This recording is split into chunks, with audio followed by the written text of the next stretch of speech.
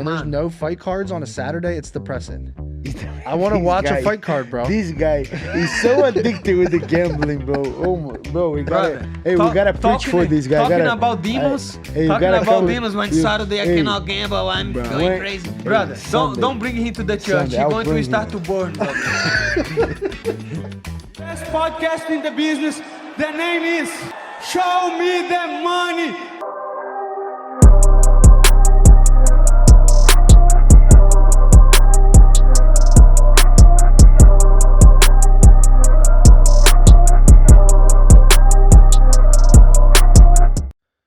Welcome back, everyone, to the Show Me the Money podcast. This is episode 45.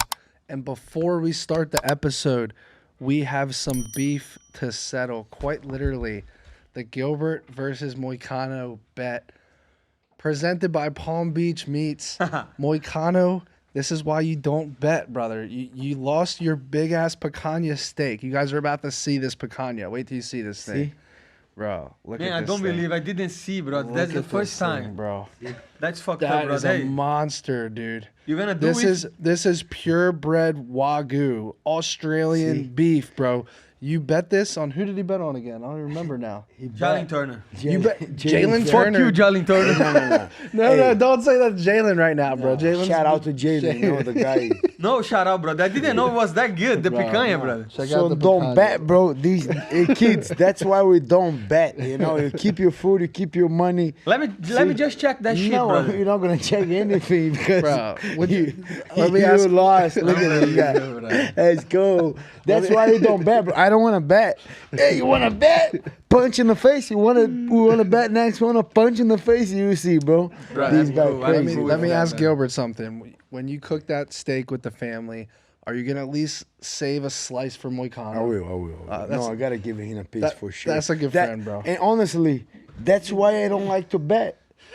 I don't like it. I won't. Okay, I won't, but I don't feel good, you know, because that's this guy's steak, you know. That's why me personally, I don't like to bet, you know, like, you think this guy... Tell me about your deal with steak, my brother. I don't have anymore. You don't have a I deal. canceled. They offered me... No, I'm joking. They offered me a big one, but the thing is, like, if you think this guy's gonna win, right? Yeah. I think the other guy's gonna win. Yeah.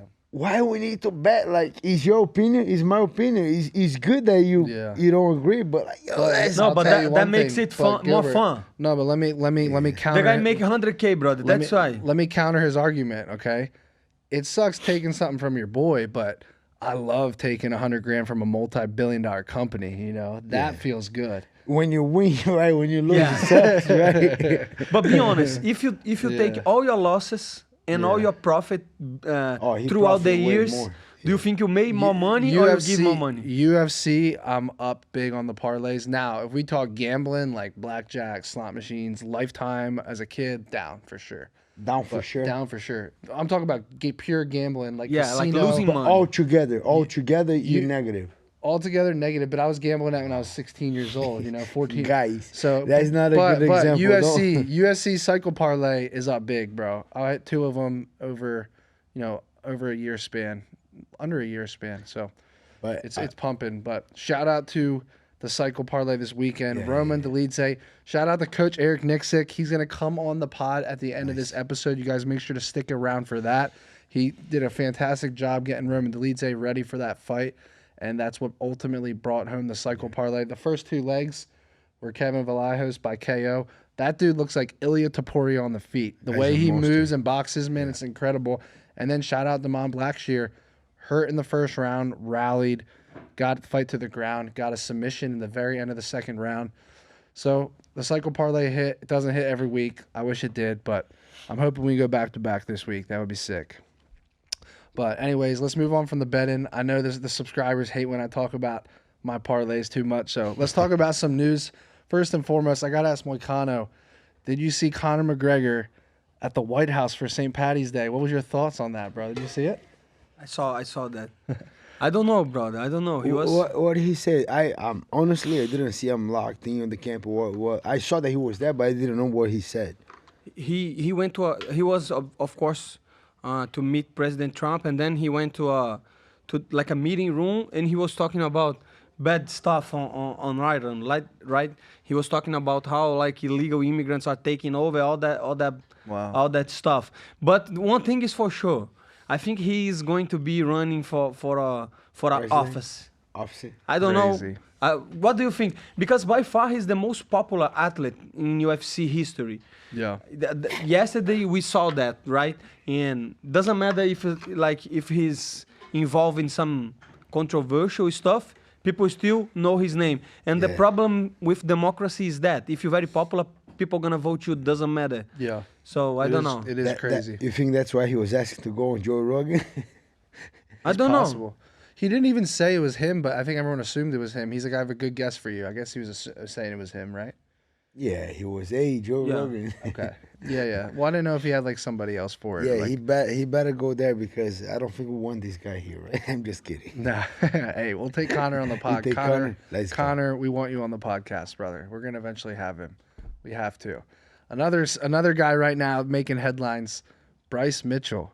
What did your guys take? Bryce Mitchell said he's not been able to sleep since the UFC 314 press conference. John Silva is a menace, bro. Barking at Bryce Mitchell, causing a scene. I mean, that fight is a lot of buildup for a fight that isn't like a contender fight or a fight for a belt. There's a lot of hype behind that fight. What do you make of it? That fight should be happening before, right? When they did Kron Gracie against Bryce Mitchell, we're like... Hey, I won some money on that one. What? I won some money on that one. That was an easy money fight. Yeah, but the KO wasn't easy. The money line was, but no one expected him to like knock him out. He slammed his head to the ground and then TKO'd him. But I like this fight a lot. I'll tell you one thing: you won't catch me dead betting against the Fighting Nerds. It won't happen. I think John Silva's super physical too. Like I think he's gonna stuff the takedowns easily, and I think he's gonna find the chin on the feet. I just don't see it going any other way. Maybe it'll go a little bit of length. Like, I don't know that happened in round one. Like, even Topuria took him, like, halfway through round two to get Bryce out of there. But I think a round two finish is destiny here for John Silva against Bryce. I just look at how strong he was physically at lightweight against Drew Dober. I know Drew Dober's not really a wrestler, but he was just so physically strong against Drew Dober. And I just don't see Bryce Mitchell being able to... If he gets a takedown, I think he's going to get right back to the feet. So I just don't think that's a good matchup for him. Yeah, it's not an easy matchup for both, That's true. Because I see a lot of people like dismissing Bryce Mitchell because Gian Silva is a monster, and he is. And if I had to put my money, I would put on Gian Silva because, the momentum, everything. But you have to remember, and I saw that on internet, people saying that the other guy, the Canadian guy, took Gian Silva down 2 times. Charles Jourdain, yeah. Oh, that is true. Yeah, so I don't think it's going to be as easy as people think, But I'm telling you, I'm pretty hyped up for the fight. Yeah. Especially after the, and I don't know if these guys are trying to really build up or they believe in what they're saying, I don't know. It's very strange, but at the same time, like you say, I want to watch the fight, brother. I want to see what's going to happen. Yeah. Yeah, and I like the matchup too, and I think it favors Gian Silva because if you look at those last couple of losses from Bryce Mitchell, was all boxers, stock guys strong like Josh Emmett and Topuria. I think Gian Silva is kind of like short guy too, good takedown defense. And, he got taken down by Charlie Jourdain, but the guys keep improving, He has a great team. I think they're going to close that gap.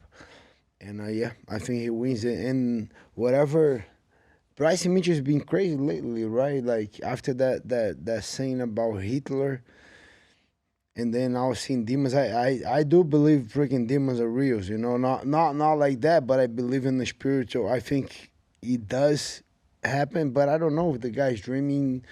He's a lot of no sense to kind of like take it serious what he's saying. So I don't know. Yeah. I want to ask you about that because I know you're a believer and you believe that stuff. So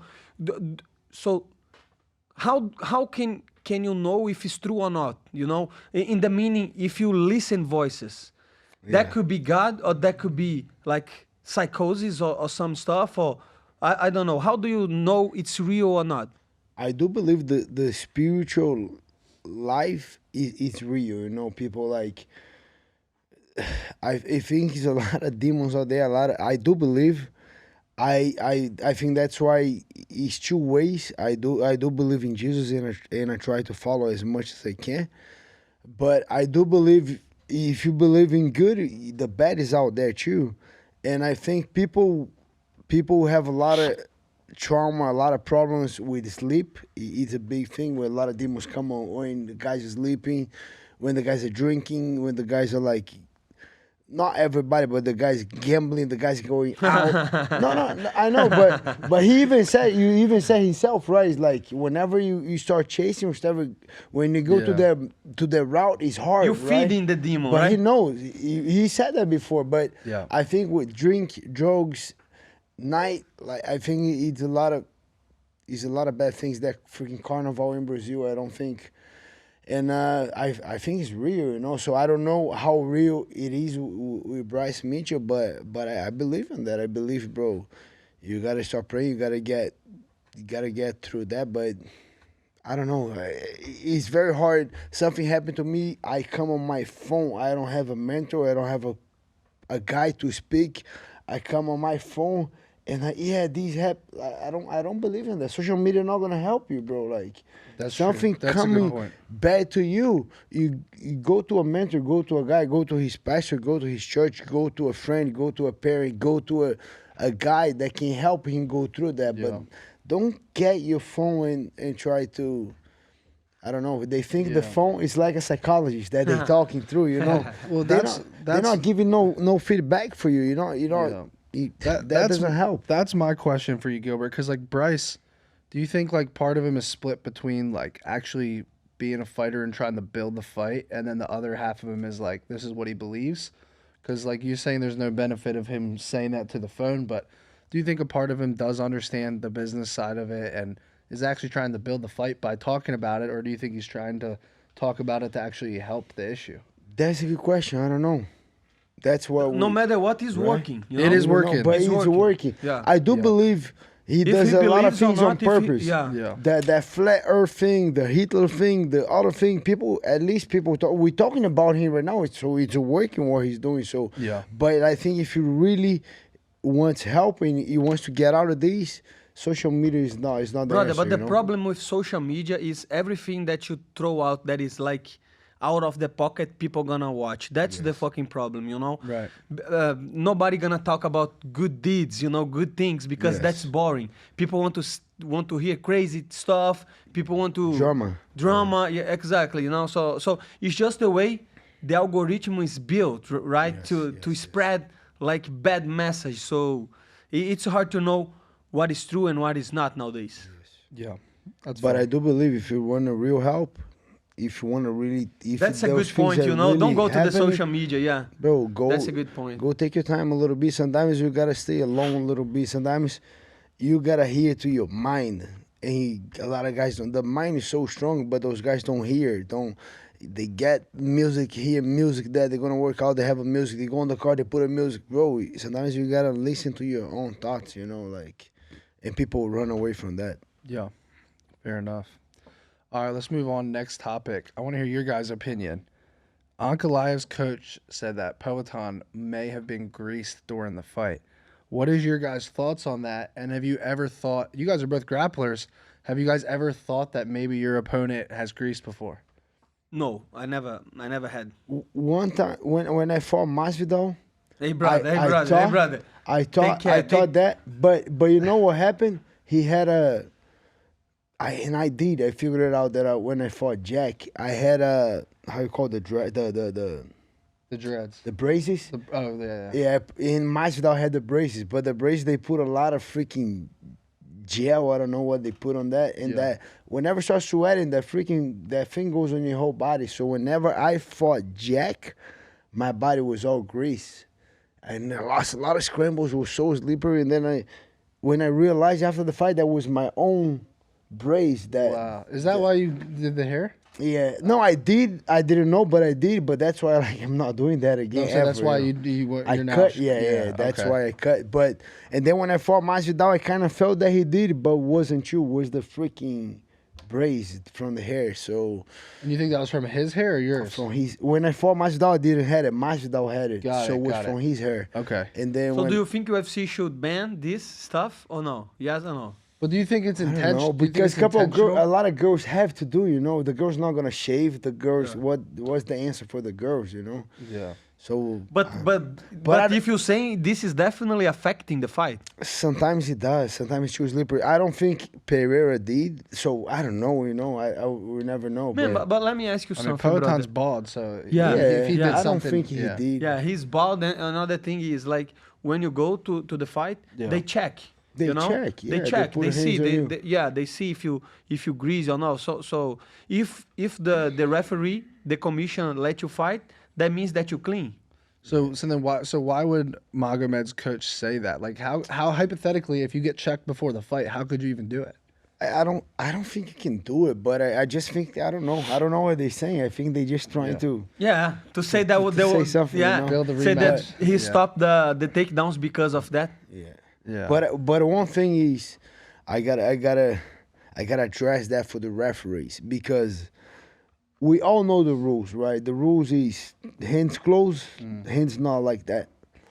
And in my opinion, we gotta do a better job on the referees, because they messing up every. So we have Henry Cejudo fight, boom, eye poke. The next week we have Asu Almabayev versus Manel Capé, boof, Those were another bad, eye too. poke. And then we're fighting this week. We had Romando Lidzi, another eye poke.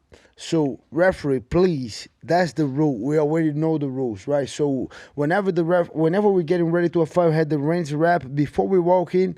One of the referees gonna walk at you and say, "Hey, Matty, I'm gonna be a referee." So you have any question for me on the rules, and then if you do, and even if you don't have, they will gonna explain to you. Oh, these are the main rules you should know. We already know the hands cannot be. We cannot have no eye pokes. Yeah. So I'm gonna suggest that if I'm your referee, you fighting Moicano, I'm gonna be, hey, you guys know the rules. If we're fighting, I'm gonna allow one eye poke, one fault. Right, one low blow, one eye poke, one is an accident. That's it. If you eye poke him one time and say, hey, that was your last chance. Next one, I'm going to take your points. I don't care. Because it keep happening, bro. It is one eye happening, poke and the referee goes there. What he says? Oh, watch out with you said that before the fight. You don't do that again. He go out there. Hey, watch out with your fingers. Make sure your hands closed. And the guy does again. Yeah. And he said, oh, watch out with your hand, bro. How many times you gonna say that? You said that on the back when the fight is happening. One thing's allowed. One accident, okay. One accident is okay. Not two, not three. Stop that, bro. You guys doing wrong. Yeah, I'm be honest. As someone who needed Roman Dolidze by decision for the last leg of the cycle parlay, I thought Herb Dean was clearly going to take a point after the first time. Like the second time, I think there was a nut shot, 2 or 3 eye pokes. I mean, he still would have unanimously won the fight. Yeah. But you should take a point, bro. And let me ask you, Gilbert, do you think some refs do a better job than others? Like, are there specific refs that you're like, hey, this guy is consistently one warning and he takes a point, whereas maybe other refs don't? One ref was taking a point real quick. I like it. I don't know if it was Herzog. I don't know. I don't remember who was, but I think he gotta be like that. Yeah. One accident, fine. One time it can't happen. Not you, bro. Yeah. But do you think there should even be warnings? Like everyone knows that's the rule. Like, what if you just take a point right away? But sometimes it's a little thing, and it happened one time. Second time, my guy, I don't care if it was accidental. Second time, that's fair. You take a point away, bro. Agree? Agree. All right, we're on the same page. All right, let's talk about another topic that I really want to get your opinion on, especially Moicano. Islam Makhachev apparently. They came out and said that he didn't agree to fight Illia. The rumor was that, hey, we want to see this guy fight at lightweight first before we give him a chance. Now there's some speculation that maybe he did or his team did or didn't say that. But what is your opinion? You know, if you're in Islam's shoes right now, do you think he should fight Illia because that's what the fans want to see and probably what the UFC wants to see? Or do you think this guy should have to prove himself at 55 first? Man, that's a good question. I don't know personally what they're going to do because, in my opinion, Islam has one or more true defense on the lightweight, and and I think he wants to go up, Yeah. you know? But he cannot fight Belal Muhammad. And I don't know the reasons. I think he wants, but Khabib doesn't want him to fight, you know? Yeah. Because they are like brothers and stuff. Yeah. But I don't know. I think Islam is like just waiting to see if Belal loses to Jack Della Maddalena. You think? Yeah, I think. But that's not gonna happen, you know? Man, people underestimate Belal a lot. Too much, People, right? man, are gonna you.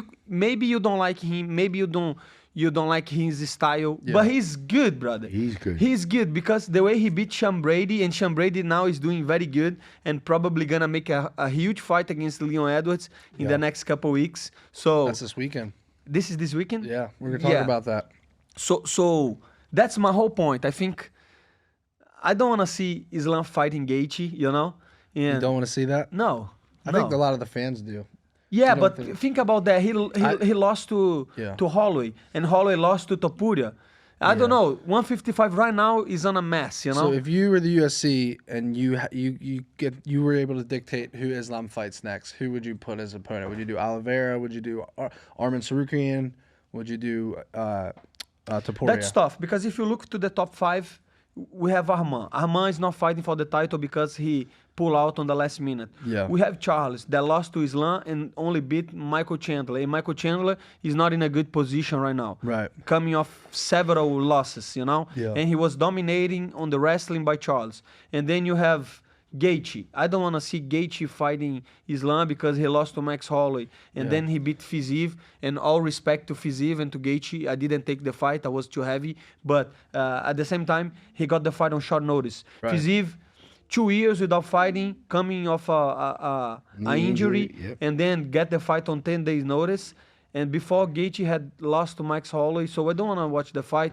I think stylistic is not a fight that, but I could see that happen too, you know. Right. And then you see Max Holloway is come off a loss to Topuria, and Charles, like I say, is not fighting. So Dustin Poirier is on his last fight. So right now. Mess, It's a mess. I'll tell you what.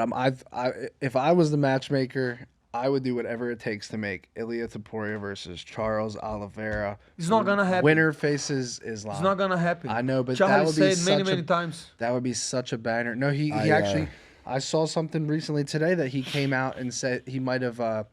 Because I saw that rumor too that Oliveira's like, oh, I'm not fighting I'm not going to be his first fight at think about 155. that. But I think Oliveira then came out and said that he didn't. I know where you're going, but think about that. Yeah.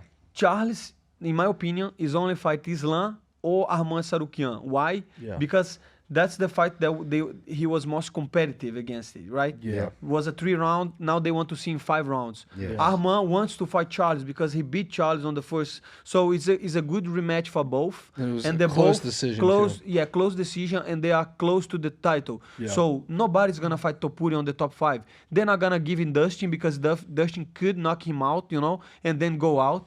You know, so it's not a easy path for the lightweight division right now. Right. It is tough. I would put Topuria against Islam for sure. Yeah. That was me. I'm gonna just because. But Islam doesn't want it. Yeah, but we can talk, you know, like. Yeah. How money? That's yeah, money. I think Matty talks, you know. Yeah. I think. I just think.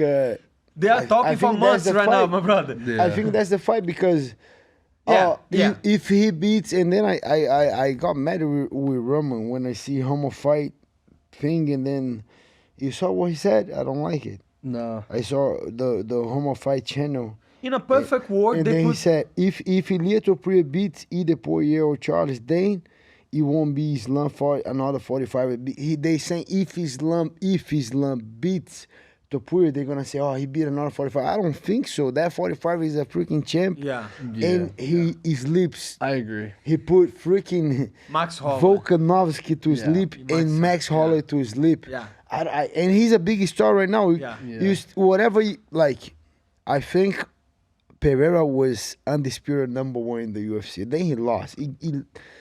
Lost a lot of hype. He lost a little hype it's right crazy. now. A lot of People hype. change He lost up the on- hype. Not a But little. Who's the People next? crazy, bro. But who's the Yeah. next one now? Who's the next one? Topuria. Topuria is there, bro. Yeah. Yeah. If I think Islam think about legacy, yeah, it's better to go up and get the 70-pound belt. But Brother, bro, let me tell you that something. fight's a big fight, bro. Topuria is like coming off 145, but he has a lot of knockout power, and he showed that before. Bro, that guy. Yeah. That guy can fight, bro. So that's what I'm saying. As a fan, Islam, I think he's going to run off this as fight. a fan, I'll make Illia Topuria against Islam Makhachev, and No then doubt. it's still gonna be a mess in And the then division. Ahmad Sadikian and Justin Gage. I think I that's like the... it. And Charles and Max Holloway. Yeah, but I think that would make sense, but I don't think they would do And it. Dustin. That's the problem. Dustin, I think the only fight... I think they put Nate Diaz and Dustin. I don't know. Yeah, why I have that's that nice feeling. too. That's nice too. I think that's a good I one. don't really want to see Dustin versus Max. Maybe I'm the minority. You don't want to see I'm not that excited Max to see it. and 'cause Dustin? I don't Man, want to see that Dustin's shit. 2-0 against him. I don't want to see that one, you. I'll tell you what, like, if Islam is just like, no, I'm not doing it, I think you make. I think he's doing. I'm just think saying, we gotta pressure. You gotta. if he for sure. Dana White gotta open up that wallet and make it I happen. mean, he's you got know? John Jones and Islam asking for Yeah. the checkbook right now, Yeah. bro. I don't think they're gonna force him to do it. Yeah. All right. Well, we'll see. Because think about that, brother. That's the first champ that released the belt. Yeah, he don't That care. was he crazy. Wanna go up. Yeah, He that wanna was go up. crazy. I Because like that. I don't like that because if you have I the like it, belt, but then you gotta you go have up. the leverage. But then you gotta No, move he up. doesn't have the leverage. He still have the leverage. He's still like. He's a star, bro. So- Especially if Volkanovs go out there and beats Diego. He already just beat the guy. Like. Yeah, but think You about know- that, brother. Like, brother, But that I fight think was to be announced like he's moving up and getting the belt. Yes, but he don't care. I like that. Like, hey, take that belt. I don't care where they want. I like that step up, you know. And So, brother, I'm curious to see what they're going to do. With He's gonna fight for the title. I don't know. he's gonna I don't fight for the At title. this point, I don't know. He's gonna fight. I for think the he title. should. I think he should. But at this should. point, Yeah. you know, I just know that, and I agree. It's give not him fucking Dan Hookers just for him to tune in. You know, Hey, I'm gonna fucking tune where's in. the beef you in the hook? No, I don't have any beef with him. But I mean, he gonna need a tune-in fight. You gotta fight. You gotta fight. Me? No, Yeah. no. I hope so. I hope, Not hope yet. so. bro. Yeah. If they need somebody old to put to tune in, I'm here, brother. Too. Hey, what Topuria said about you? I Yeah, like he was that. talking some shit, you know. And I was thinking about that because at the end, he gonna need the fight on the 55. He because- gotta fight for the belt, bro. Come on. Let's wait and see, my brother. Yeah. I don't know about that. All right, let's move on. We're spending too much time on this topic, but I agree. That's a good topic. That's it a is a good good topic. topic. It'll be interesting what happens. Last thing I want to talk about before we recap last week's card.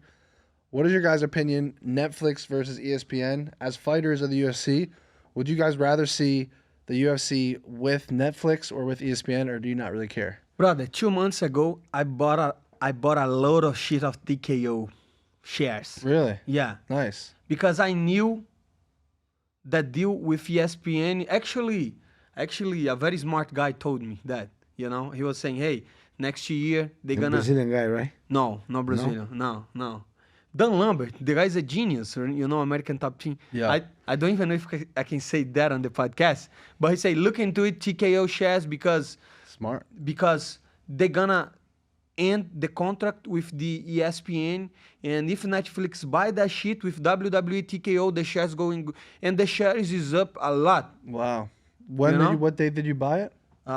Like last year, like November, December. Gotcha. You know, if you check. So what I mean is 100% if Netflix buy, and I think will buy, TKO is on another level, especially with Netflix doing what they doing, like the live events, like the Mike Tyson events, Yeah. and the you know, Netflix is taking over, brother. I agree. And Netflix is kind They of have late to the 200 party. million subscribers, brother. Yeah, Netflix they got started really late with a lot of this stuff. Honestly, they were already so big. They should have gotten to live sports years ago. But I Or at like least- it that they got super solid before stepping. They solid. They have so much Yeah. money. No, I know. I do believe they step in the right time because they're like Man, they're gonna make a they lot got of money. so many Yeah. like And let's be honest, subscription, everything. brother. Yeah. The legacy media is done. You know? Yeah. Television, broadcast it's television is 100%. fucking done. It is. No, not even like my parents. Back in the day, they used to put on Rede Globe. You don't know what Rede Globe is, but it's like a you know, fucking channel. Nowadays they put on YouTube. They put on YouTube and they leave the TV over there. You know, and I say, what you watching? No, I'm watching YouTube. I don't have cable. Nobody in my has house. cable anymore. Nobody has cable anymore. All right, fair enough. I would, for what it's worth, I'd love to see Netflix make a big move here. I think they could even change the pay-per-view model pretty drastically. Hey, revolutionize it. I'll be honest. I was in Orlando. My kids freaking had a game there the day of the pay-per-view. Yeah. And I tried to buy that pay-per-view so many times. On ESPN? All the time is bad, brother. Yeah, and I couldn't buy it. My friend bought it. I watched at his house, but I'm honestly, I tried to buy because I'm sleeping early. I'm freaking, bro, I'm working very hard on this camp, so I'm tracking my sleep so good. I'm sleeping early. Yeah. But then if I buy the pay-per-view, you have to watch. Then I watch it next day, no problem. You know, that's why I want to buy. I don't want to buy just to I want to buy, and then if I feel like sleeping, I'm going to sleep. And next day in the morning, blah, blah, blah. You watch. Before I go to Instagram, before I go see everything, boom, I go there, watch it, and then I go see the news. But then this is like my father with soccer, my brother. Don't tell him the news, brother. Yeah, don't tell me. So, and then I couldn't buy the freaking pay-per-view, bro. I was so mad, and then I gotta stay up late. And then Shama didn't show up that day, you know. That night he wasn't looking good. Yeah. I even make a little video, and I just believe. It sucks to say, but I don't think he was 100%. A lot of traveling, a lot of things. I don't think. Right. Shama. Yeah. What do you think? I think Makhachev stepped up when he showed up. Yeah. But I don't think, my opinion, that he was there 100%. I think it was both. I think he wasn't there all the way, and Ankalaev had a perfect game plan. I agree. Yeah, I like I don't that think better. people are not giving enough credit to Shama. Ankalaev, right? To Shama, to because think about that. He was a activity. kickboxer. He was a kickboxer. He never had training jiu-jitsu before, and then he's fighting back to back. And Ankalaev is a world sambo champion, not combat sambo, grappling sambo. He is high level grappler, and Shama defend his takedowns, and Shama even throw him. And I don't know if he's in activity, not in activity, is a lot of travels or not. But let me tell you something. He defended the takedowns very 100%. Well, and the fight was closer than I thought, because I watched it on the other day. You rewatched it? I rewatched it, and like the third round was swing round. One of the swing rounds. Yeah, one of the swing rounds. So I think he did great. And Ankalaev is just a very good. But I don't think he would. I think I agree with you with the takedown news, but he wasn't. But Gilbert, think about that. He's 37, right? Yeah. He wasn't. He's making the best with the opportunity that he has. No, I'm not traveling. I'm not trashing on him. I think he's doing great. He had all the travels booked up. Yeah. So what you gotta do? I gotta bring the whole team. He brought the whole team. Imagine how much money he's making, brother, crazy. with these travels and this stuff. For sure. You know. All right, let's talk about this past weekend. How were you guys able to see this card? Because I'm going to do a quick recap. This is unbelievable. We had 9. Unfortunately, I watched the card. Hey, I thought it was a phenomenal card for multiple. This guy he made so many parlays. Of course. It was phenomenal. Of course, brother. You know, I'll be honest. You know what I did? I trained so hard in the morning. Yeah. We had a little running, couple circuit with Henry. I went to have a massage. I got home, but I was dead. Yeah. I went to sleep. When I woke up, was Zaleski. Zaleski was fighting Chidi. And then I say, okay, Zaleski, boom. And then the fight was over. He didn't look good that and fight. then the main event was okay, main event. You know? So let me recap because I think you guys missed a lot of the action. I missed a lot of action. I know I hit the big parlay, but bias aside from that, it was a phenomenal, entertaining card. 9 finishes. Brother, don't come up with this bullshit. 0 to 10 was 10. Phenomenal was 10. 0 to 10 was 10. It was a 9. Brother, but you have to realize you're just happy because you made over $100,000. Let me recap this to you, all right? Let me just... Brother, that's so easy to understand, brother. These guys, so they say I'm biased. These guys is biased, yeah, bro. Of course he's fucking biased. Bro, that card is no way. That card was phenomenal. Can I recap? Can I recap? Packs, my brother. Can I at least recap before you guys tell me it wasn't a great card, okay? Go. 9 finishes, 2 women's MMA fights with a round 1 knockout, 2 Kimuras in one night, Andre Lima and Ribeiro. So you love Kimura, right? And so let me finish. He loves Kimura. Black shear submission, a round 1 KO by Kevin Vallejos. Like, dude, did you realize that the card had so much action that Kevin Vallejos comes out, puts on a textbook round 1 performance, knocks the guy out, and doesn't even get a bonus because there were so many good performances on one card. This was a card that if you come out and you put your fighter away, you put your opponent away, you most likely still didn't even get a bonus. That's how good the card was as far as finishes. I agree. It was a lot of finishes. Yeah. But the cherry on the top of the cake is the main event. Right. And I agree with Moicano. The main event wasn't like, wow. Because whenever you go to a card, whenever you go to a fight card, is a lot of fights. Is nice, but the main fight is you know. But there was some back and forth. Like Delise got hurt in round 3. He put it on Vettori round 4, 5. 0-10 the main event. No, I agree with you. The main event wasn't like a You barn say burner. there were a lot of finishes. How Anthony Hernandez? How was that fight? Anthony Hernandez against that was Alexander Hernandez, and it wasn't a good fight. It wasn't a good fight. He actually out grappled him and laid on him in the 3rd round. So let me do a different question now. How was the Romando Lindsay Marvin Vettori fight? Like a 7. Okay, that was the main 7? event. Yeah, I mean, 7. Of course, you bet on him on decision to make 100,000. I would say it's a 10 if I was talking about making money. How was Waldo Cortez versus Ryan Spann? That was it was very sloppy, but it was entertaining. So that's what I'm saying. If I pick a couple of fights and I ask, he changed the exactly. It's Acosta. So where we go from there? Okay, so Carlos Leal knockout Mufasa, and so what? But I'm talking about entertainment value when I'm talking about was it a good card. What really matters Carlos to fans is are you entertained by the card? No, that's the problem. You just get entertained by the card if you know the fighters, if you get hyped up. Nobody cares about people that you don't follow, you know what I mean? If people want to tune into a card and they want to have a great time watching it, and that's when I'm rating 1 through 10 on a card from it. And that's why I said this is a 9. 2 women's MMA fighters got round 1 knockouts. You watched since the beginning, you dropping. I watch for the first fight. If I go to a fight card, I'm there for the first fight. If I watch a fight card, I watch every single fight, bro. You saw Theo Von there when he goes. Yeah, I'm first fight is there. I'm the Theo Von in the betting world. I've watched every single fight on UFC cards for the past 3 to 4 years. I haven't missed a single fight. So this one, that was phenomenal. That was phenomenal. You change it. See how you change it. Not phenomenal, but it was a good card. Phenomenal. I don't know. I think it's just fun to complain about the fights because the Sean Strickland versus. I'll tell you one thing. Let me tell you, Moicano. Let me tell you. People talk shit. Apex people talk shit. But Moicano, let me tell you one thing. And I want to hear if you agree with this. People are gonna complain no matter what. Number 1. Number 2, people complain when there's no fight cards. To me, I'd rather have fight cards that are a little bit watered down and have cards almost every week. I agree. Because I hate Saturdays when there's no fight cards, bro. I don't know, brother. You have to think about the economy, supply and demand. When there's no fight cards on a Saturday, it's depressing. I want to watch a fight card, bro. This guy is so addicted with the gambling, bro. Oh, bro, we gotta preach for this guy. Talking about demons. Talking about demons. When Saturday I cannot gamble, I'm going crazy. When you go to church with me? When are you inviting me, bro? Sunday. Brother, I'm in. Sunday. I'm in. Brother, don't bring him to the church. He's going to start to burn, brother.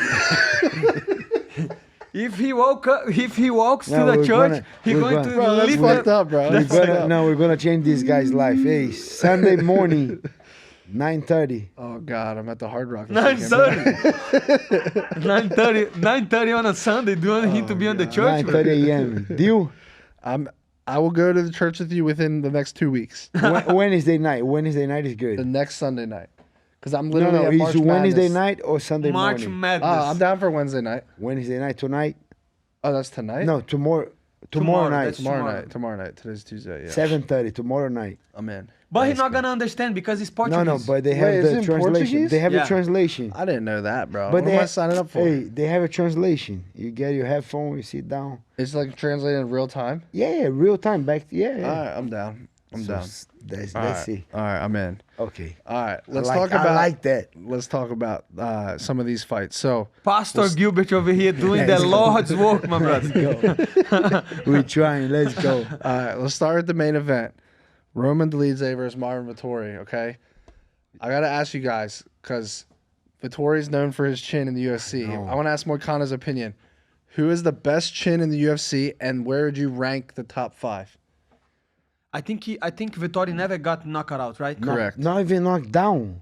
Nothing. Crazy, right? Not Yeah. even a So knockdown. maybe And then he Vettori. fought Adesanya. He fought Costa. everybody, bro. Never. Yeah. So here's some Crazy, chins right? I'm gonna bring up. I want you guys to rank these chins: Marvin Vettori, Alejandro Pantoja, Max Holloway, Pedro Munoz. Rank them 1 through 4. I go Vettori, Yeah. Munoz, Pantoja, and Holloway. Pantoja has Yeah. a great chin too. Yeah. And But Holloway's got you have crap. to Pantoja got dropped one time by Davidson Davidson Figueiredo. Figueiredo. But you have to take in Chito Vera consideration too the has a division. good chin. Oh, Cheeto. Chito Vera How we has skipped amazing chin. He Cheeto. just got dropped one time by Figueiredo. Peter Yan, I think, has a good chin too, right? I think Cheeto has to be in that. So let's add Cheeto. So And how is so Peter Gilbert, Yan? Peter Yan Peter never- Yan, I think, is probably in the top 10. But where would you, Gilbert? Where would you Sure. rank these 1 through 5? So we What have- about the worst chins? Hold on. We'll do that next. Oh God, that's not Money good. Moicano needs to be on that list. All right, we got Gilbert. Rank these 1 through 5. Best chins in the UFC. Okay. Vittori, Number one. Pantoja, Holloway, Munoz, and Cheeto Vera. Where do you Bro, rank? Holloway is a monster too, but then freaking Poirier got him. Topuria. But I go Vettori. Marvin Vettori number 1. Okay. Then Munoz never got knocked down. We got knocked down, no. never down. No. Munoz number 2. okay. Then Pantoja 3. Who's the other guys? Cheeto and Cheeto. Holloway. Cheeto 4 Yeah, and Holloway Holloway's the 5. last one because I he like got that. knocked out. I like Yeah. that. I like that exactly. I'm gonna put Munoz at 1. I'm gonna put Vittori at 2, and I'm gonna put Pantoja. I just keep Vittoria 1 because the competition that he faces. Yeah, like, and the division too. yeah, One thing and those is, guys remember- are big, bro. Do you remember that exchange with Munoz and Cody Garbrandt? I remember. Insane, bro. Crazy. Insane. I like that. I like Yeah. I like Pedro Munoz a lot, right? Yeah. Pedro Yeah. Munoz is a freaking he's dog. a savage, my brother. Savage. All right, Munoz. Moicano's turn. Bottom 5 chins in the UFC. Who you got, bro? This one? Who are the worst chins in the UFC? You ask for it. No, I asked, but it was a joke, my brother. All right, we won't do it. We're doing it next episode, though. We're gonna come who, prepared. who has a bad chin? They're like, I don't remember. a It's guy hard to like- on the like spot that to guy think that of it. always. You know who had a very bad chin? Tony Ferguson. I mean, all things No. considered, he has a good chin. Yeah, he has a good chin, bro. You- That when guy you that talk he- about bad chin, you're talking about guys that You- get tagged and nothing left. you, Like, you know who not guys that who- can take So damage. Paddy know- Pimblett. You know who was like that for a He while? never They- got knocked down. But remember Arlovsky at one point. Arlovsky, sometimes they touch Arlovsky was going down, but then he came back. Remember they say the chin doesn't come back, but I don't remember now. Yeah. All right, we're gonna ask you guys in the comments. Comment on this YouTube video or comment on this Instagram post. Tell us, who do you think of the best chins in the UFC? Who do you think has the worst chins in the UFC? Don't tag the guys that have the worst chins. Don't be disrespectful. Don't tag me, motherfucker. All right, let's move on. You guys want to start breaking down this next card? Are there any other fights you want to talk through from last week? We have Kevin Vallejos, Ribeiro, Blackshear. We talked a little bit about Hernandez fight. Not really a lot happened there. Chidi and Jaquani, I think the I don't know how to say destaque, but como é que é destaque? The The guys highlights. the highlights. The highlights of the night was André Lima, very that, good, André Lima solid. fought so good, yeah. Yeah, I hit on André him Lima too by and, submission. That was a great and bet. Vallejos. You know, solid You record. should do another cycle. Now you're thinking if you did 2 cycles, you do crazy, right? Yeah. Right Yeah. or no? There was a point this past Saturday where I'd look down at my bet slips and I'm like, I'm gonna be up 300,000. But then Zaleski lost and I had him. That was a bad read. What about And I you? had Hubbard against Who? Robert? no, who did I have? I forget. Let's Mufasa. no. Well, yeah, he got Mufasa. he got head kicked. You and know then who submitted. Mufasa is? Yeah. That guy, he's there. It's Yeah. Friday, Sunday. What? Yeah. The guy get out of the car. He's that's the guy is Yeah. Mufasa. All right, let's move on. Let's move on to next week. Real quick, guys, we got to shout out our sponsor, betopenly.com. We have a sponsors? We have a sponsor, Where is the money? betopenly.com. Betopenly.com. Best Why odds. Gilbert is laughing? Best That odds. guy's in the- gambling all the money, bro. That's news. We have sponsors. I didn't know it. Yeah. BetOpenly.com is our UFC sponsor now, so you can bet peer-to-peer with any other gamblers. The way that Gilbert and Moicano bet a stake against each other, that's what gamblers do on the Bet Openly website. They can take one side of the fight, the other gambler takes the other side, and guess what? It cuts out the books, so there's less vig, there's less juice, and it allows you to make and save more money while you're betting. And I got to give a shout out to Hey Jive Picks. The dude is the most consistent sports betting UFC handicapper on the planet. He's up a combined 15 units between him and Nolan this past weekend on the premium picks. Go check out the Home of Fight Picks winnable page. Use code SHOWME, and you will get 7 days for free. It's in the description of the YouTube channel. Let's talk about UFC 313. We have a good card. Before we pick who Hey Jav pick because he's doing so good. Yeah. Who did he pick? I don't know. You got to watch then his we YouTube. tell me because he's doing good, bro. Now let's talk about that. The Fighters vs. Casual series. 3 weeks for the fighters. No, 3 weeks for the casuals. 1 week for the fighters. We're kicking your guys' ass right now, bro. Is it because of Moicano? I'm not doing my homework, my brother. Bro, I'm training, bro. Training camp, focus on that fight. All right, fair. But do you guys think you're going to make a comeback, though? Don't look that confident. No, I don't know. All right, only time will tell. Let's talk about this main event. Let's go right to it. I want to hear Gilbert's opinion. The main event? What you mean, my brother? It's your division, bro. It's your division. Leon Edwards versus Sean Brady. Leon Edwards is an underdog here against Sean Brady. What are your thoughts? What are both of your thoughts on this fight, and who do you got winning? Who you pick, Moicano? He's gonna get the other side. You don't wanna start? I will, but he's speaking. You know, these guys. I said this is a hard fight to pick, bro. Last week we talked about Bahamondes and I said this guy, and we had a little conversation. This guy make a video out of the conversation. No. The thing was, I was confident on Jalen Turner because all the stuff that I say, but on the press conference he looked bad. That was what I saw, because Bahamondes was saying, I'm gonna knock this guy out, I'm gonna finish this guy, and he say, I'm going to do a good fight. I don't like. But it's his style, no. Like I don't like to say that I'm gonna kill the guy if I don't do it. I'm more like, yeah, we're gonna see. I saw that on your press conference. That's why I beat on the other guy. I said, but let's go. But I don't. I'm joking. Couple guys like it to say I'm gonna kill this guy. I don't like it. I'm just like, yeah, we'll see. Saturday night, because right now, sitting on the press conference, you know, people asking questions, they were very confident. But now when you step in, then we'll see. You know. I don't know. To me, like, what I feel is when you're in the press conference, you have to be hyped up. You know, you have to. And I didn't like. That's what I saw. I know, but I don't think you gotta be a certain way. Like a couple guys there, I see Peter Young. He's so relaxed, and whenever he came to a fight, bro, that guy can fight. I saw a lot of different guys in the press conference that we sit down. Yeah, it's all different. I don't think, you know. I remember Vanderlei Silva back in the days. He like. Sometimes he didn't win every time, you know. He put on a show. Yeah, but it's not about winning every time. It's about to show up. And to me, what it looked like was what it was. I think he was done. That's my opinion. Like I saw in the press conference, and he didn't want to be there, you know. And then he talked about that, saying that over the last year he didn't want to be there. Yeah. So that's what I saw. I don't know if I was right or I was guessing, but to me, he was not comfortable. He was not 100% committed to that. And then I made a video, hey, forget about what I say. I think this guy is losing. And it is what it is. Yeah, I didn't see that. No, it was in Portuguese. Well, let's look to the future. Yeah. Oh, my bad. Let's look to the future, bro. I'm going to start with Moicano then. Who you got in the main event? But you start on him. Okay, but I'm going to give my thoughts. I think Sean Brady is very good on the grappling department, but I think Leon Edwards wins. Okay. I could be wrong.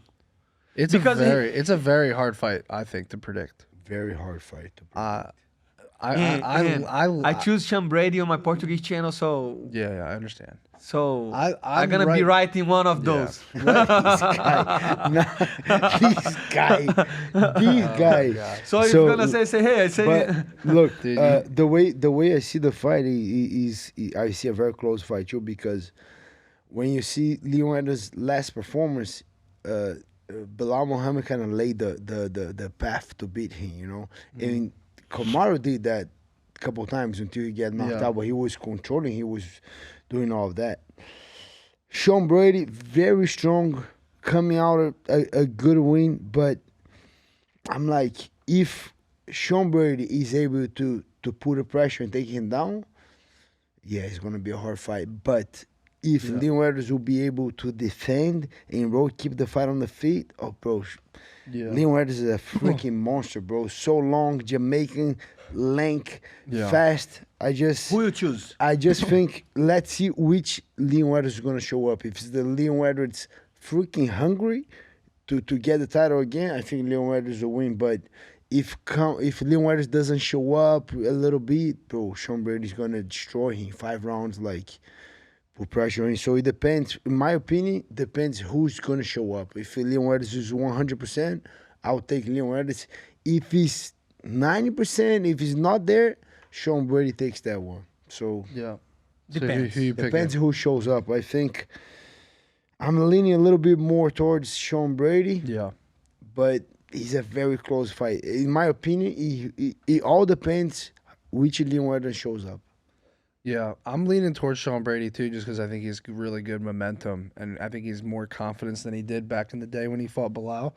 Let me ask you a question, Gilbert. With Sean Brady, is it fair to say Bilal might have better takedowns, but Sean might be like have a better ground game when it's down there?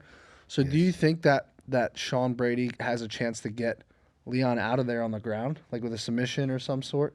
I don't think so. I think Leon's defense is very good. His jiu-jitsu is underrated. I think he's very good. I think it's going to be hard for... I think if Sean Brady wins, it's by decision. You know, controlling, making him tired, out-grappling, taking down. I just think... I agree with what you said. I think Bilal Muhammad's takedown is better than Sean Brady, but I would agree saying Sean Brady's grappler is better than Bilal Muhammad. So... Yeah, I was looking at the submission prop. I'm like, I don't know if he can submit Leon. Leon's so well Choose rounded and good very defensively. good jiu-jitsu. So he had Bilal's back in that fight. If you remember, he can grapple, bro. Did you see that? I think it was round 2 or 3. Remember the last round, ground and pound? The last round, bro. The ground and pound was good elbows, good ground and pound. Yeah. If Leon Edwards shows up 100%, I take Leon Edwards. But if not, I'm leaning towards Sean Brady. Yeah. And Leon said that when he fought Bilal, that fighting at 5 a.m. really impacted him. What do you think about that? I think, honestly, I don't like that. I think if the fight's here in Miami, we should know the time right ahead and start freaking sparring at that time. If it's 2 a.m., 1 a.m., 3 a.m., we're going to spar at that time, right? Like Moicano does the same. I know when Moicano went there, when Pantoja goes, wherever they go, we're going to spar at that time of that week. Not I spar, but we're going to train at that time. If we know way ahead, we're going to spar at that time. I just think... hey, let me ask you something. And he had a guy, right, to help him with sleep. He got a Formula 1 guy to help him with sleep and everything. So I don't like that. Yeah. Let me ask you something. Have you heard about Michael Chandler being hurt? No, he's training. He was sparring today with Kamaru. He was sparring today? He's sparring good. Yeah, internet was going crazy saying... No, I don't think it was internet. I think it was Hoofy. Mauricio Hoofy said, hey, if anyone or these guys get hurt, I'm stepping in. Then people were like, someone is hurt. I would just think they just misunderstand it, but I go what Hoofy said, but... Bro, we didn't even talk about Mauricio Hoofy. That dude is a monster. Hey, that guy's good, bro. That guy could be a future champ. Yes. He's that guy. He's so talented. Like, if you rewatch the fight and try to look, the feint was real. He throw a right hand and then he fade a right hand. Then he was a beautiful, beautiful. Then he feint and boof. Insane setup. He feint both. Yeah. He feint the right hand, the hook, and then he spin. Insane setup. Bro, that guy is good, bro. Freaking guy. And young, still young, right? 27, 8. Crazy. All right, what's next for him, do you think? Yeah, that's a good question. Because he asked for Beneil Dariush. What do you think? I think they're going to give Beneil Dariush for you. Yeah? I think you're fighting. I hope so. You fucking done Beneil Dariush. I think you're fighting Beneil Dariush, and I think he should fight a ranked guy, but I think all the guys that are there on the ranking, they have a fight coming up, right? Yeah. No. No? Who's... I feel like Mauricio's going to step in for something. Joel is fighting Benoit Saint-Denis, right? Joel Alvarez is not on the rankings, right? He was, but then someone took his place. I think he's like top 17 or something. That dude's a monster too, bro. That's a hard fight for anyone. But Bahamondes took his place, right? So Manager Gilbert, since you know who I'm fighting next, what's the date? Do you know the date? I think you're fighting June. June? Yeah. That's good, my brother.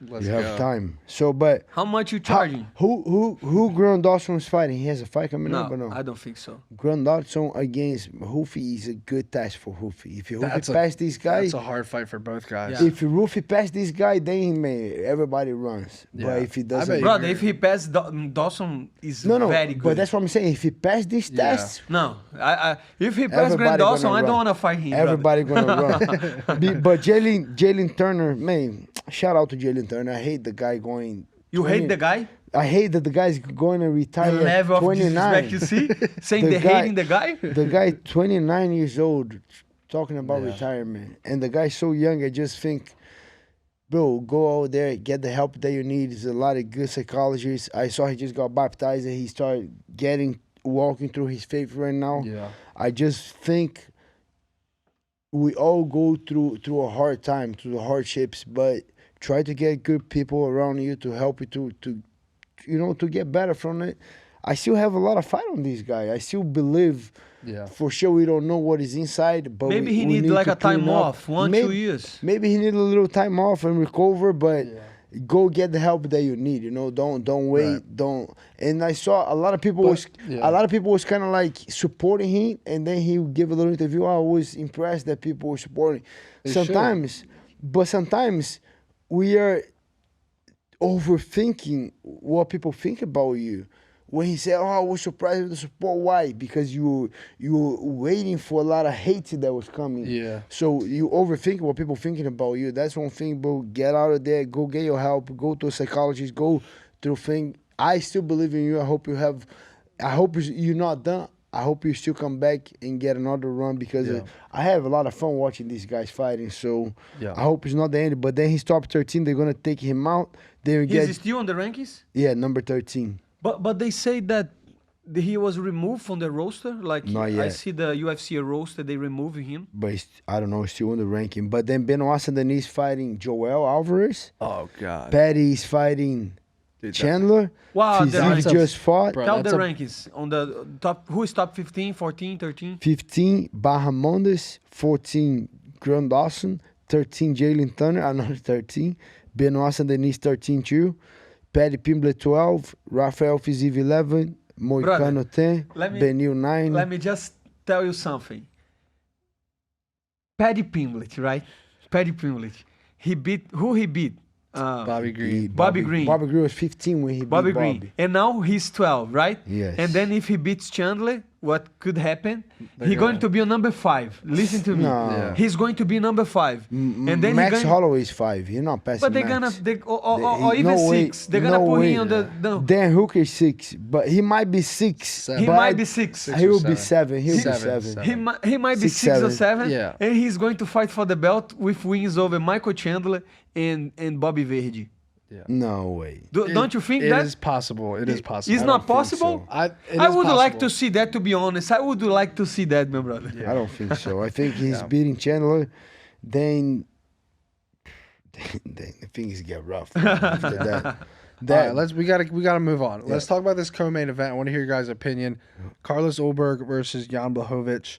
Blachowicz, 42 years old now, recovering from a surgery. Hasn't fought in a year and a half now, but he gave really his losses are against the elites, right? Bro. Went against Ankalaev, and it was very close. Went against Poatan.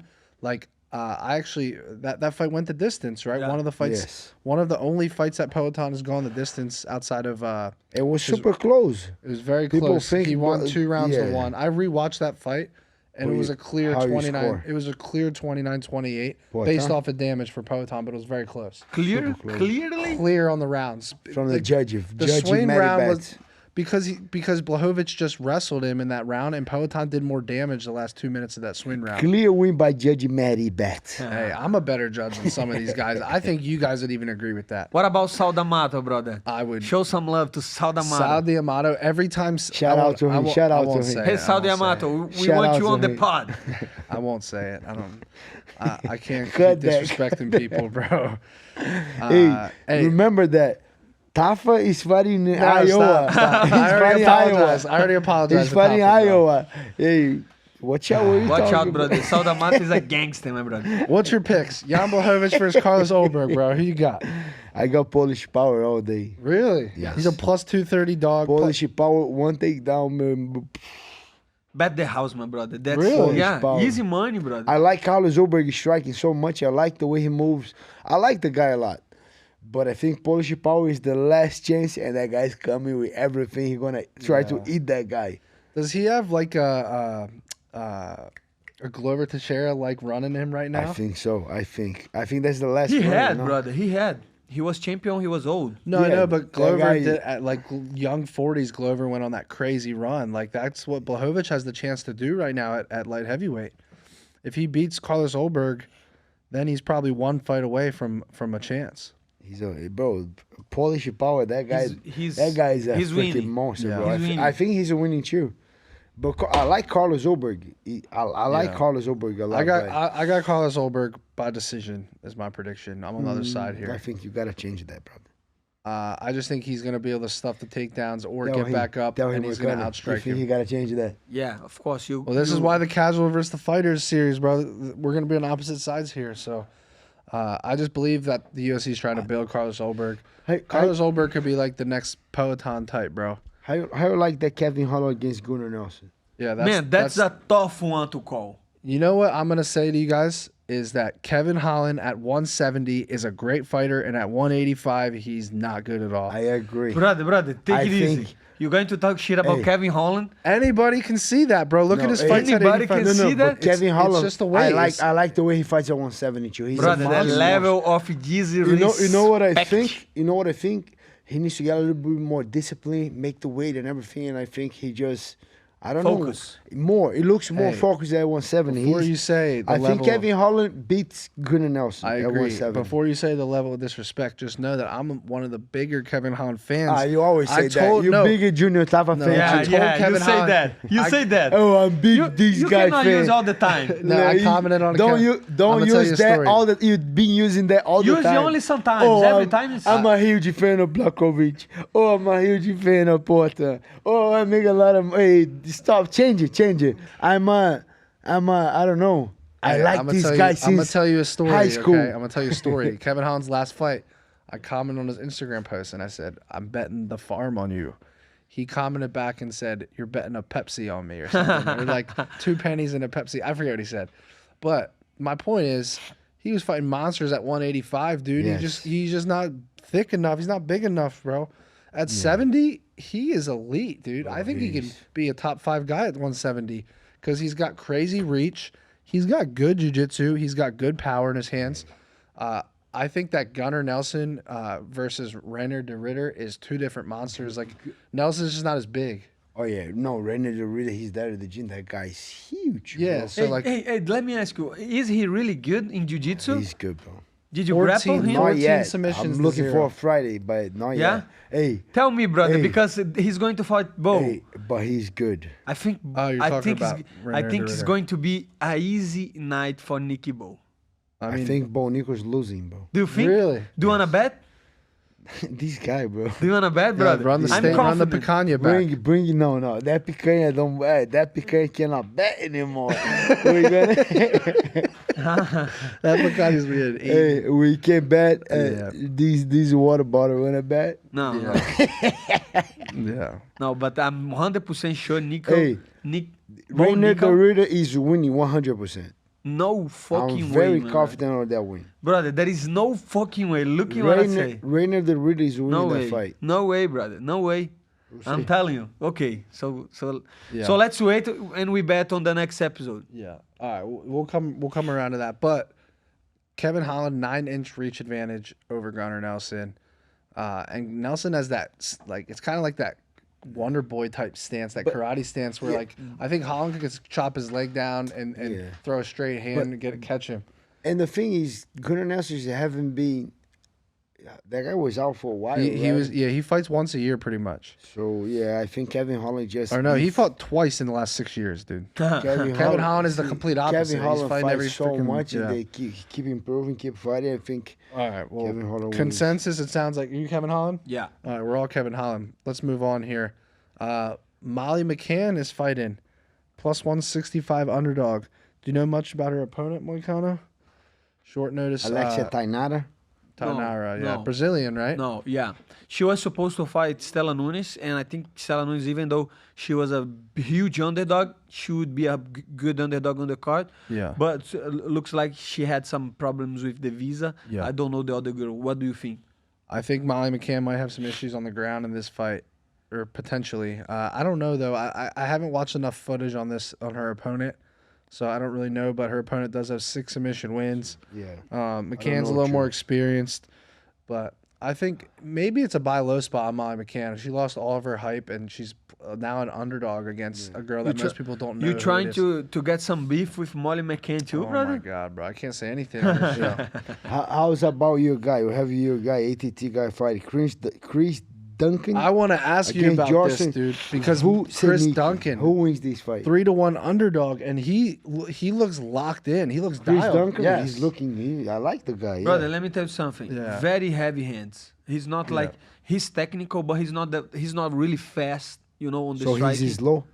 He's a little bit slow. He's a little bit slow. But he's very hard. Very hard. Yeah. But he's more striker. He's more striker or More more? a striker. How is his grappling? Because he's gonna have to stay away from some danger in round 1, I think, against Jordan Vucenic. But Good I submissions, watch good submissions. Vucenic against the other guy, the bald guy, the Yeah. Gregorian Viking, the Georgian Viking. I don't Yeah, forget. yeah. I What's know his that. name? The Guran. guy- Guran. Guran. Yeah. He was most defending the takedowns. He was not shooting for takedowns. He's more a striker, this guy, right? Guram he's wrestling too, but yeah, he likes to strike. But this guy is more a striker or This grappler. This is Vucenic, so he has Guran Kutateladze. 6 wins by submission, 0 losses by sub, and this his last fight could have went either way. Yeah. So who you pick on that one, Moicano? Chris Duncan. Yeah, Bro, I think he wins. The other thing I want to tell you, Moicano, Vucenic, Maybe he has a good guillotine, good knockout power, KO, TKO. I think that fight is not going to the decision. I agree, it's not going. Now Vucenic did go the distance with Paul Hughes back in 2022, which is interesting. Right? And he won a decision against Paul Hughes back in 2020. Oh yeah. So the guy's good, man. Yeah. He beat Paul Hughes. That's why he's a 3-1 favorite over Chris Paul Duncan. Hughes is a monster, bro. Yeah, That guy. that was I in don't know. I 2020. like Chris Duncan on this fight. I think he's He's my teammate. I could be biased, but I like him. You're biased now, you know. Maybe. You know. No, but he's being honest. We know there's one thing Moicano guy's is honest. changing So. now. This guy's changing now. I'm gonna no, go no. Duncan too, but I do worry about the submissions early. I do worry about it, but I think he's a solid underdog at 3-1 for sure. Yeah, solid underdog. I think because 3-1 underdog, that's not a fight for have this much these odds, Yeah. And I like this fight a lot too. So what you guys picks on that? Nathaniel Wood versus Morgan Charrier. Yeah. Very That's a close good fight. fight. It's a good Very fight, close right? fight. Yeah. That can be fight of the night. I like this fight a lot. Yeah. I mean, Nathaniel Wood's beaten Charles Rose. He beat Charles Jourdain, Andre Feely. I mean, he has some good wins. This is a very competitive fight. I think Morgan's the favorite. He's minus 155 on Bet Openly.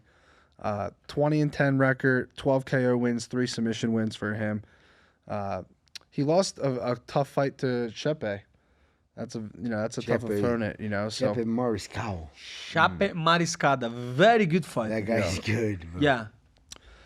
what's your pick there? I'm going with Charrier. I am too. Very close though. Nathaniel Wood. You're going Nathaniel Wood? Why? I just think more technical on the boxing deck. Can move, don't get hit. Yeah. I don't think she's really gonna mix it up a lot. I think it's gonna be more striking. I think Nathaniel Wood has a little bit better striker. Yeah. But close fight. And the last one that I like it, I don't like a lot of fights here. But Do you I know li- if you're doing this sign, that means you Illuminati? Do you know? No, I didn't know. Yeah, so be careful. I like Jay Herbert and Chris Padilla. I like this Oh, fight. dude, that's a good great fight, too. matchup. But- You fought Jai Herbert. Yes. What I do you think think Jay about that Herbert fight? wins this I fight. think Jay Herbert wins. Very good strike. Decision. Maybe. Decision. That guy is tricky. He might land a couple good high kick, good things. But decision. That's a tough fight. That's a tough one. All right. Any other fights? We're going to bring on our guest here, Coach Erick Nicksick, here in a minute. Any other fights you guys want to talk on here? Let me see. Yeah, I think that's it. That's pretty much, yeah. It's a good card. Good card He's a good overall. card. Yeah. I'm excited for the co-main and the main. but pretty solid overall. So, all right, we're bringing on a very special guest coming off a main event win as the coach of Roman Dolidze, Coach Erick Nicksick. How you doing, bro? Hey, what up, Matty? How are you, brother? Good. How we doing? Can you see both Good. Gilbert and I? I see you. Oh, I see Gilbert now. Yeah, there you go. What up, Gil? What's up, Erick? How you doing, brother? Good, brother. Good to see you, man. Good to see you, too. So sorry to interrupt your vacation. Where you at now? You're in Mexico, right? We're in Cabo right now. Cabo. Gil, you call me, you know I'm hopping on, so I got to be able to talk to you, brother. Let's go. You know, me and Erick go back in the days, like back, really? all the way back. Yeah, 2011, when I was just a jiu-jitsu guy, just won the worlds in jiu-jitsu, and then I was transitioning to MMA. So I met Vitor Belfort. He brought me to Vegas, and then Erick was there. He was just he wasn't transitioning when he started. You didn't fall, but you were kind of coaching there already, right? That's when you started, right? Yeah, I had if you remember, I think it was Rodrigo. One of the guys didn't show up for practice, and then Randy's like, "Hey, I need you to start running these practices for me." So I did. So I kind of got thrown in the situation, and then never left. They couldn't get rid of my ass. Nice. Hey, and how was you proud with Roman Dolidze? Because that was a tough fight, right? We knew Marvin Vettori has a great chin. You know, he was coming back from the surgery, but we knew it was a hard fight. How was his strategy? How was he execute game plan? How was everything? He did an amazing job, and like you said, man, we know Marvin's a dog. It was going to be a tough fight, especially when you start thinking about a 5-rounder in a 25-minute fight. You favor that to Marvin. So training wise, it's been something I think for us, like inside and outside of camp with Roman, you always want to work on things that you think you can be better at. And cardio is definitely one of them. So to Roman's credit, over the last 3 fights, he's really put an emphasis on his cardio and making that more of a weapon. And I think that also comes to his style too, right, Gil? He's always trying to knock everybody out with every punch he throws, and not a lot of setups, and that consumes a lot of his energy. So just changing more of his ideologies when it comes to striking and understanding like there's better setups there for you and being more efficient is going to help you last in a 25-minute war that we had. So I thought he did a great job. Yeah, and I have a couple more questions for you. One of the questions is from Mitchel Pereira, you know, the Brazilian guy, that freaking monster that is there. And I kind of interviewed him to my Brazilian channel. We did a very kind of podcast. We talk a lot. And then it was pure his fight against Fluffy. And then he said he was in amazing shape. He said, I did 5 rounds, 7 rounds, this and that. And then we talked before and after the fight, and I know he had a problem with the weight cut, especially the recovery. He didn't recover. And people kind of don't see that. People, that guy has no cardio. But 2 things that I want to ask you. How is Mitchel Pereira right now? Because the freaking guy is huge again, that I saw him maybe 4 weeks ago when RoboCop fought. He was there. That guy was huge. So how is he doing right now? And you be more involved of his camp, making him talk to him. Hey, you got to change. You cannot be so big. You helping him a little bit too? Yeah, I love Mitchel, and he was a huge resource for us, especially in this last camp for Roman. You know, he was getting his rounds in, and then but yeah, the thing with Mitchel, I think is the consistency side of things, is just being there at the really tough, hard practices. You know, he was there for all the sparrings. He did everything he needed to do, and we were trying to kind of explaining to him in the Fluffy fight, this was going to be more about up down training, like getting up off the ground and digging under hooks and pummeling and things like that. So that was definitely going to be a huge resource for Fluffy and trying to zap Michel's power away from him. But man, I love having that guy in the gym. He's a great resource, and he just really makes the middleweight division that we already have a stacked one at that, but it makes it a lot better. He's a competitor, so that's what nice thing. I think he's got a really good matchup here in a boost. You know, I think it's a style matchup that favors Mitchel, so I'm excited to see his fight. Nice. And last one for me is, you know, is a little drama, right? Everybody like the drama. How is your relationship with Sean Strickland right now? You guys cool? You guys settle? How is that going right now? Yeah, man. Like, we were fine that next day, and you know, like, I was kind of laughing at him, and we were literally, we have text messages of like kind of going back and forth of like, you know, hey man, I'm sorry that I said it on the timing that I said it, but bro, my heart was in the right place. Like, I just know I've known Sean for over a decade. Yes. You know, and I see a lot of things, and I know what he's capable of. And I think people, maybe I didn't word it correctly. I have to take accountability for the wording that I said. But where my heart and my head was at, Gilbert, you know me, bro. Like, I just want to see our guys win and see them succeed to the best of their ability. And I didn't feel like we got the best out of Sean in that moment. And that was just me being honest. So I don't want to be a yes man type of coach. I want to do things where I'm open and honest, but maybe I should have done that more behind the scenes, which in my entire career, I've never done. The reason why I did do it the way that I did was because it was Sean, and I thought it was important that we took accountability for what I felt was a lackluster performance. So Sean wrote me that day, and he's like, "Bro, everything you said was spot on." And he goes, "I appreciate you being honest with me. You're a hell of a coach." You know, and since then we've been fine. Like he had no surgery a couple of days ago, so we've been talking back and forth. You know, whether I corner him or not in the future, that's completely up to him. I'm not worried about that. But what I said was from the heart, and all I said was only to get him better, make him fight better this next time out. Nice. I like that, because people nowadays, you say one thing and they quote and they make it sound like so crazy. But I'm glad that you guys are fine, that you guys are good.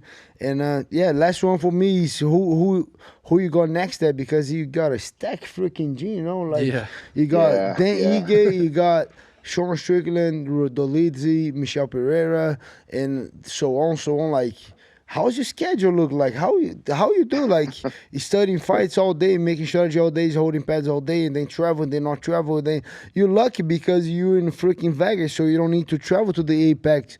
Because Sean Soriano, a couple other coaches, man, every 4 days those guys are on the flight again. So, but how's your schedule looks like?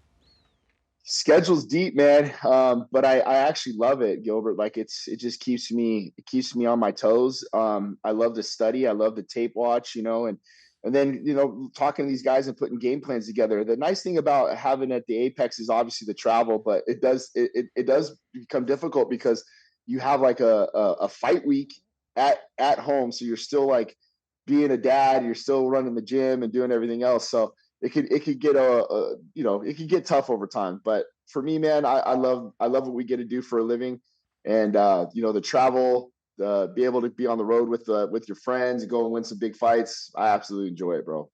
Nice, thank you. You got anything for me? Yeah, I have a question. So I actually heard that Roman Dolidze like started MMA like at a late age, like 27 years old. Is that true? And like, what's it like coaching someone that started late? You want to fight? Hey, I'm too old. I'm just a gambler, bro. Matty. He's a savage, bro. Like, but he's a very smart man. He's college educated. He has businesses. You know, I think he was kind of a phenom when it came to the jiu-jitsu side of things right away, and that's what sparked his interest. So, and then just, man, his Georgian warrior spirit. This guy loves to fight, loves to train.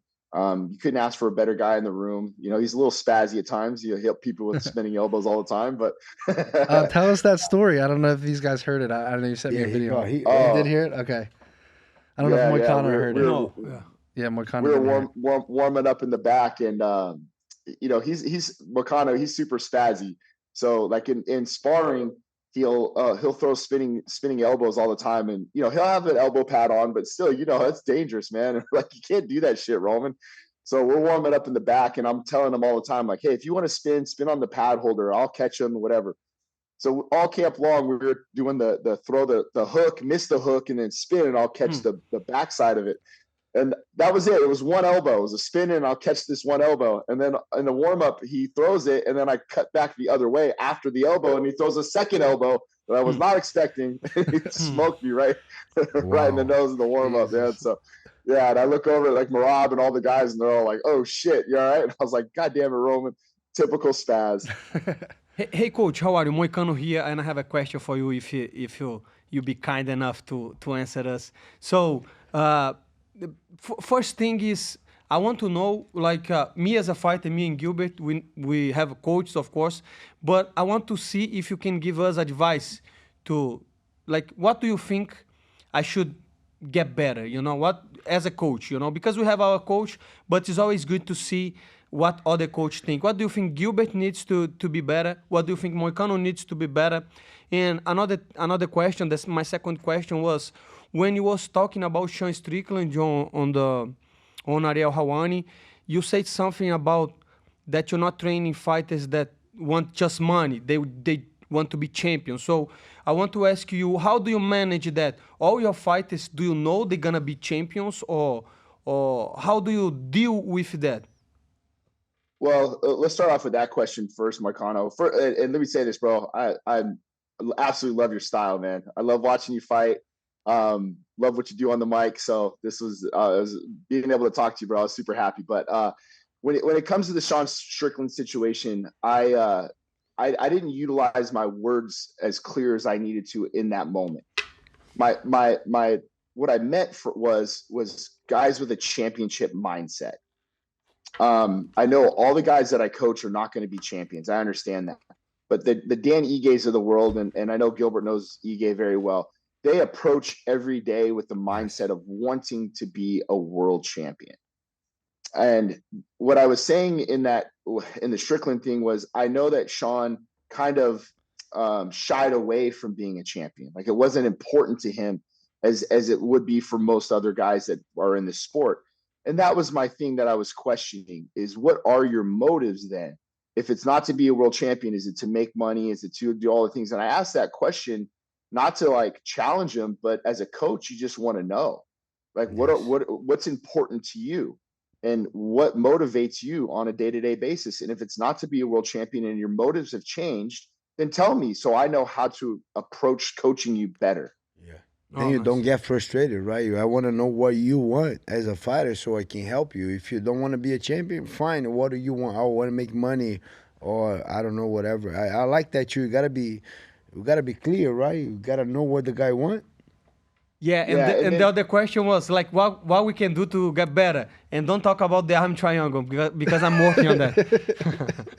Honestly, Moicano, when you fought Santini, I think I was one of the very few guys publicly. I was on ESPN with Brad Okamoto, and I picked you to win that fight because I knew what you're capable of doing on the ground. I would say for you, man, the one thing that I like that you utilize very well is your length within your striking. But I would love to see you with more of an offensive style of wrestling, where I feel like sometimes that you stumble into takedowns or you get reversals. I know you have a good body lock, outside trip series and things like that, but maybe it's just some more wrestling, because I know how damn good your ground game is, bro. So when you're able to put guys on their back and the way that you're able to execute on top, I think that would be definitely a great asset for you. Yeah, and let me ask you another question, because I know you worked with Jalen Turner a couple years ago, right? I think I saw a photo of him, and if I'm not mistaken, Armand too, right? And I want to you give your opinion on the retirement on Jalen Turner, since you have a connection with him, if you were his friend. Why do you think he retired? He's done with the sport, and the chances of Armand getting the belt or his next fight? I'm sorry, a lot of questions. I was just thinking about that. No problem. I've never personally worked with Jalen Turner. He's came to the gym once or twice.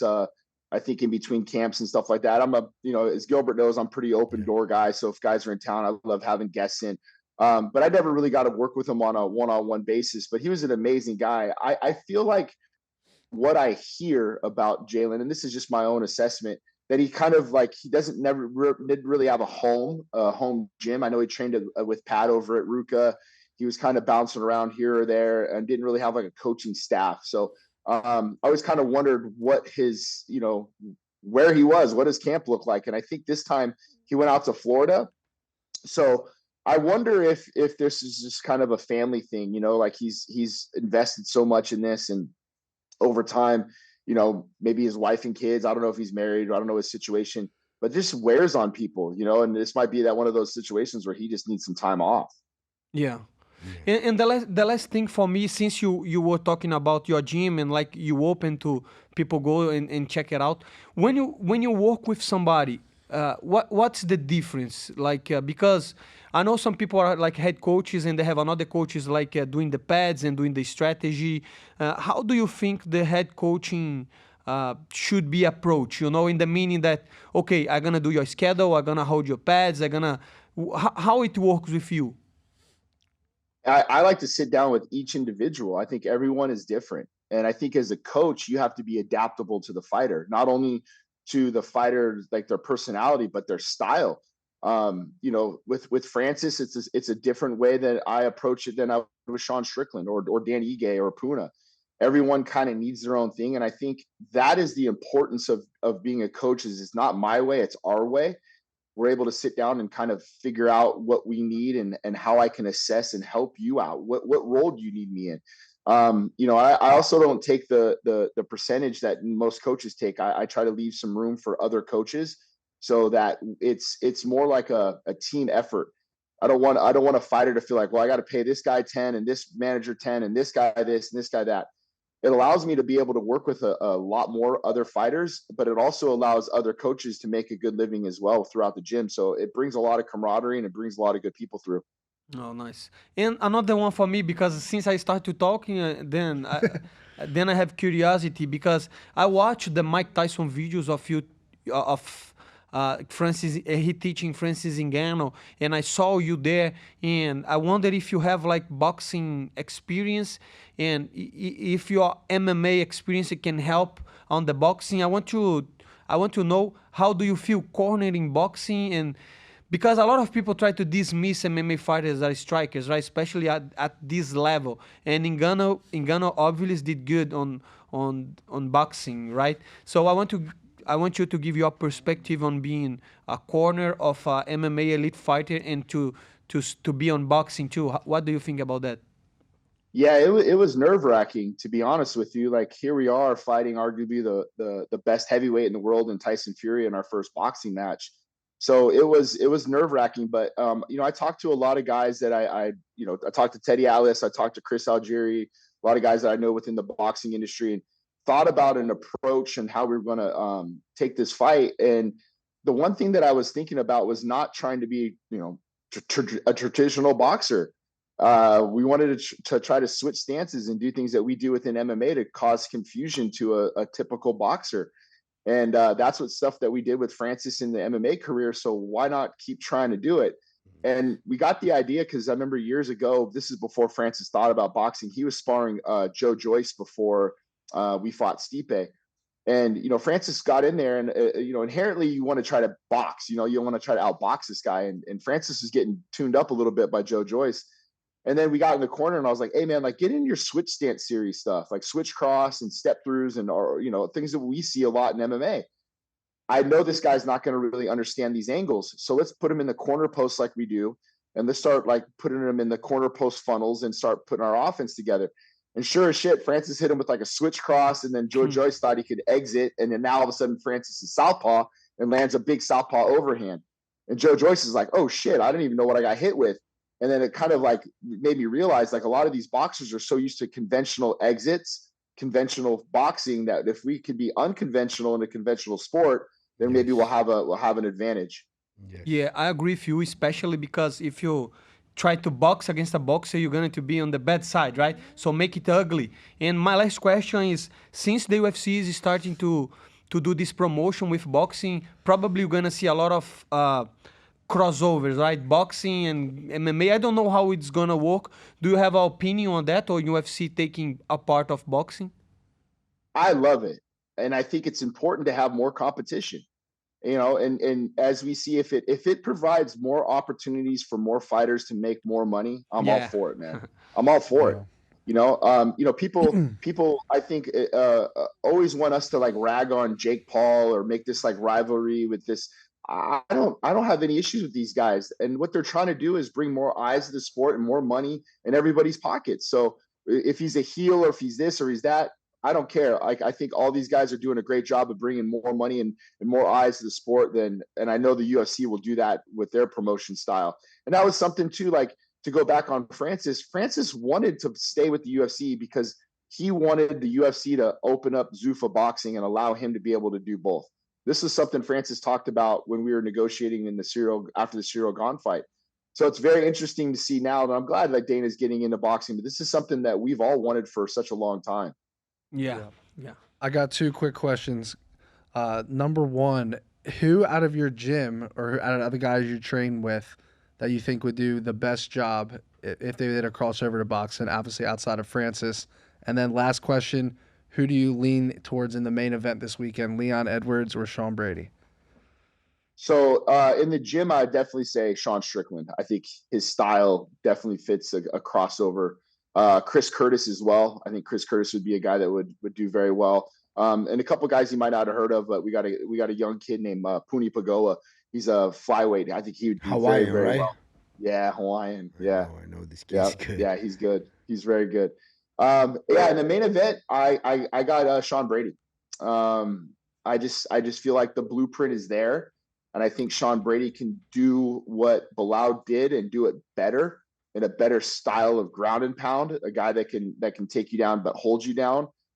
He does a very good job of negating jiu-jitsu. He's a top side half guard, pin the bottom leg, backside wrist rides, things like that. Where he cooks on you. He doesn't allow a lot of space. I think that'll be a big difference in this fight. I think Sean Brady will be, it might be close, but I think Sean pulls away and is able to score those takedowns and get on top side half guard and work that ground and pound. I like it. We're on the same side. Yeah. All three, you're on Brady too? Yeah. Just Gilbert. Yeah. All four of us on Sean Brady. All right. Well, thank you so much for coming on. That's head coach Erick Nicksick. We appreciate your time, brother. My pleasure, guys. Good to talk to you guys. Take it easy. Thank you so much, Coach. Later, guys. All right, boys. That's the end of the pod here. Remember, hit that like and subscribe button. It helps us out. I think we're getting close to 40K subs on YouTube. Remember, at 50K subs, we're going to fly out some fans to spar Gilbert and Moicano. Moicano, tell the people what they need to do. What's up, motherfuckers? Hit the like and subscribe for the algorithm, brother. Os.